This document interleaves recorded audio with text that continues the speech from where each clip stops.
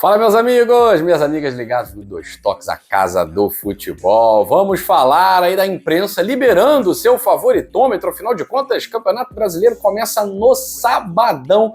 Quem a imprensa elegeu como os seus favoritos, como aqueles que podem surpreender, aqueles que não vão brigar por nada, né? Coadjuvantes, e os que vão lutar até o último minuto para não cair para a segunda divisão. Vamos lá, vamos falar sobre isso e falar de final de Campeonato Paulista e a reclamação do Pedrinho. Pedrinho, presidente do Vasco, afinal de contas, não concorda com análise nenhuma. Para ele, Vascão tem elenco de top 8. O que será que ele quis dizer, hein? Depois da vinheta a gente fala sobre isso.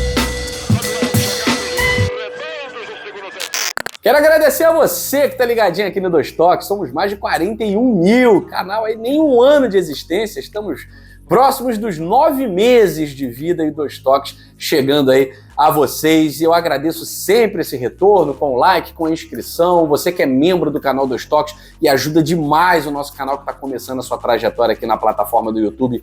Muito obrigado. Vamos falar do favoritômetro. Quem a imprensa elegeu? Principalmente o pessoal do GE, né?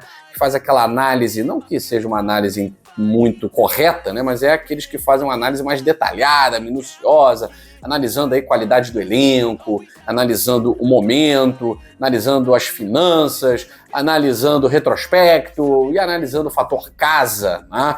Bom, vamos lá.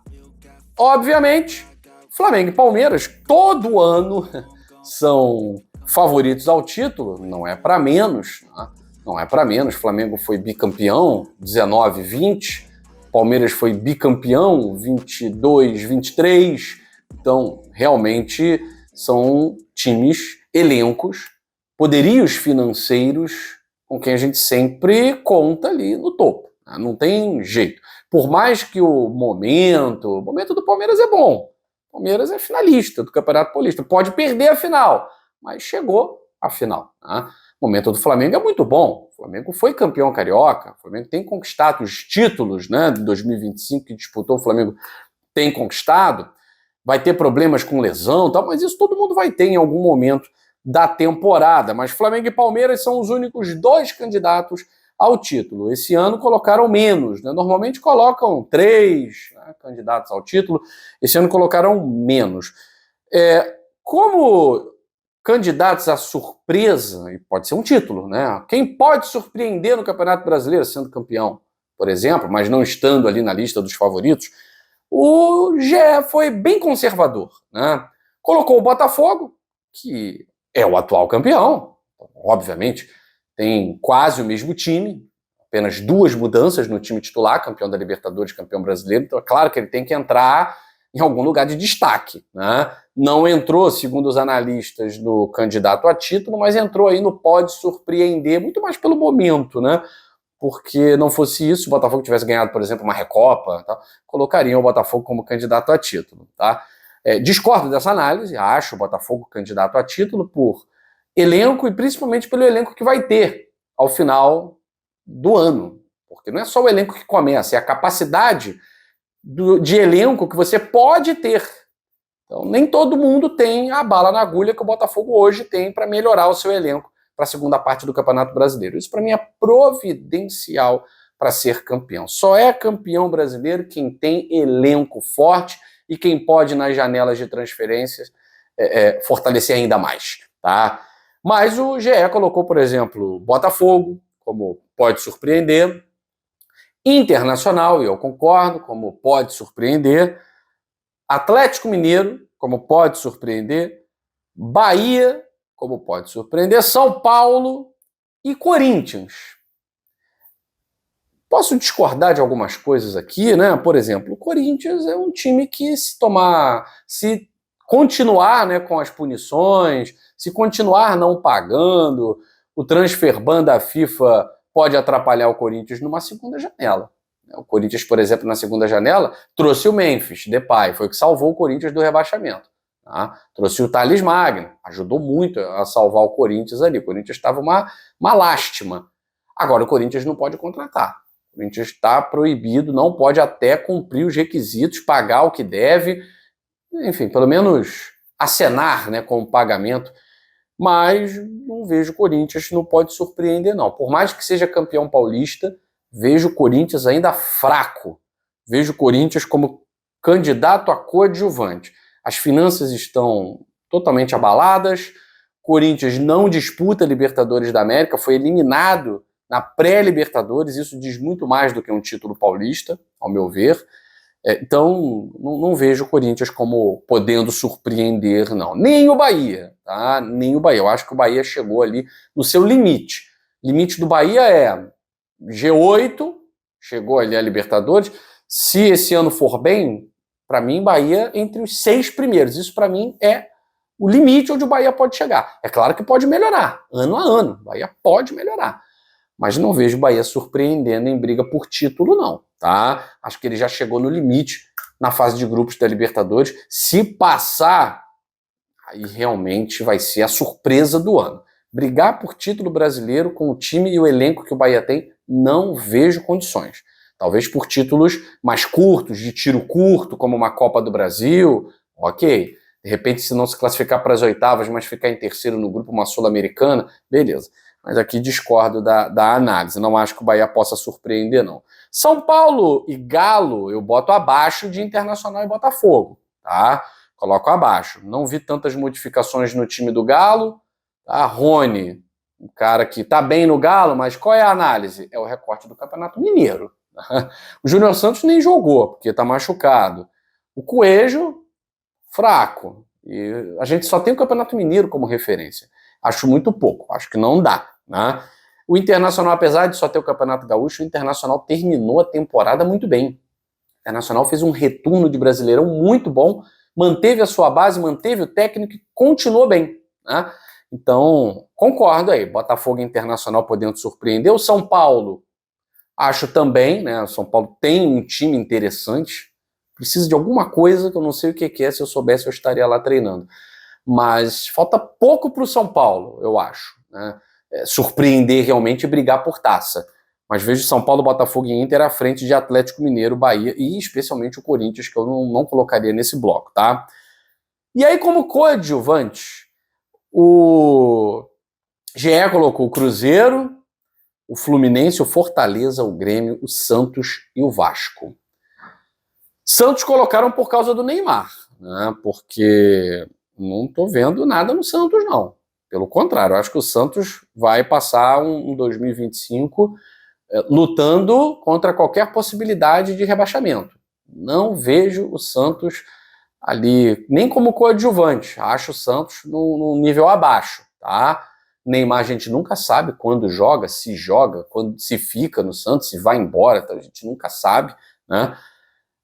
Cruzeiro, muito mais pelas contratações, né, e pelo poderio de poder contratar mais, mas eu colocaria o Cruzeiro no lugar do Corinthians, por exemplo. O Cruzeiro pode surpreender por causa do Leonardo Jardim, tá? Por causa do Leonardo Jardim, que é um treinador extremamente inteligente, tá? Não teve tempo de fazer absolutamente nada de novo no Campeonato Mineiro. Com tempo de treinamento, eu vejo potencial no Leonardo Jardim no Cruzeiro, muito mais por conta do treinador, tá? Do que o Ramon Dias no Corinthians, beleza? Mas o GE colocou aqui Cruzeiro como candidato a coadjuvante, também não acho nenhum absurdo. Colocou o Fluminense, que eu tô percebendo, o Fluminense tá com um elenco muito fraco, muito fraco. Tô achando até que com o que o Fluminense tem hoje, ele pode ser talvez o último do grupo. O Fluminense tem um grupo mais fácil no Mundial de Clubes da FIFA. Uma equipe coreana, uma equipe africana e o Borussia. O Fluminense tem o grupo mais simples, mais fácil. Botafogo só pedreira, Palmeiras tem muita pedreira, o Flamengo tem pedreira, ainda mais se trocar lá pelo América do México no grupo, que é mais forte que o Leão. Enfim, o Fluminense é o que tem o caminho mais simples. E o Fluminense, do jeito que tá, para mim, não consegue ganhar nem do Ulsan, nem do Mameluda. Difícil a situação do Fluminense. Fortaleza caiu muito, né? Eu digo para vocês, se o Vojvoda não aproveitar ainda a pequena hype da carreira dele e pular do barco, ele vai acabar, sei lá, voltando pro futebol argentino ou pegando um clube médio no Brasil, porque o momento de o Vojvoda pegar um clube grande, eu acho que é na próxima temporada no máximo, estourando, né? Esse negócio de ser técnico do Fortaleza a vida inteira, não sei se vai levar ele a algum lugar, além de um título cearense, que perdeu, né, os 2 últimos, ou de uma Copa do Nordeste. Grêmio, Santos, Vasco. Candidatos a coadjuvantes. Né? Ou seja, não fede nem cheira. Eu botaria o Corinthians aí também. Vasco, o Pedrinho não gostou disso, não. Não sei se vocês viram a entrevista que ele concedeu a um canal vascaíno, de que considera o time do Vasco, o elenco do Vasco, não fosse time, elenco do Vasco, top 8.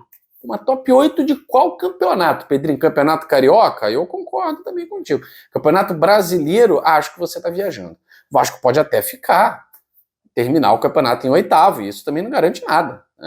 Não garante nem Libertadores. Só pegou a Libertadores, Bahia e Corinthians só pegaram a Libertadores por causa daquelas vagas a mais.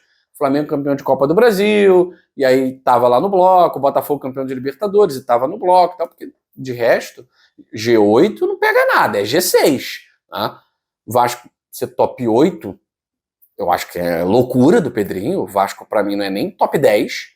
Foi o 10º colocado do Campeonato Brasileiro do ano passado. Para mim, foi uma grande surpresa, tá? Porque o time do Vasco era time para ser rebaixado, tá? E ele achar que o Vasco é top 8, dizendo que o Carille tem alternativas no elenco, que o Carille tem opções. Se vai fazer jogar ou não é outra coisa. Pô, basicamente você disse, é top 8, mas se for top 15, a culpa é do Carille. Eu discordo completamente. Eu acho que o Pedrinho tá viajando na maionese. O Vasco não é top 8, nem sei se na Série B o Vasco é top 8, tá? Enfim, Pedrinho, menos. Tem uma estreia até simples, né? A chance do Vasco ganhar aí logo na estreia contra o Santos em São Januário, que é mais moleza que isso, é difícil, né?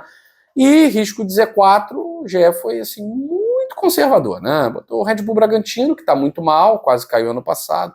O Sport que subiu, o Ceará que subiu, o Vitória que subiu no ano passado e brigou para não cair, o Juventude que também subiu no ano passado e brigou para não cair, e o Mirassol. Então, assim, mais do mesmo. Não teve nenhuma jogada mais arriscada aqui, né? Por exemplo, colocar um Vasco, colocar um Grêmio, um Santos, né? Não arriscaram, foram mais do mesmo aqui. Eu até concordo com grande parte da análise, né? A minha discordância aqui com esses favoritômetros é em relação ao Corinthians podendo surpreender, não vai surpreender ninguém, a gente já sabe o caminho do Corinthians, e de repente aqui acho que é só isso, só isso. E o Botafogo, talvez, como candidato a título, mas o momento do Botafogo realmente fez com que a imprensa olhasse, será? Saiu o Arthur Jorge, o time não foi bem, o time simplesmente deu de ombros aí pro início da temporada, será que isso vai dar certo?